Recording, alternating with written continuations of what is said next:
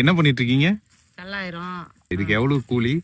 இதால 10 எடுத்துக்கிட்டு ஒன்று தருவாங்க 1000 உங்களுக்கு. 9 அண்ணாவோட கல்ல ஆஞ்சாங்கன்னா 8 அண்ணாவோட கொள்ளக்காரங்க எடுத்துப்பாங்க.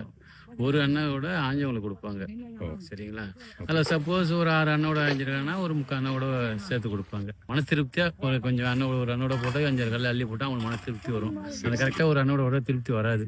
ஆமாம், ஆரம்ப காலத்தில் வந்து 10 கொண்டு ஓடுறது, இப்போ 8 கொண்டு.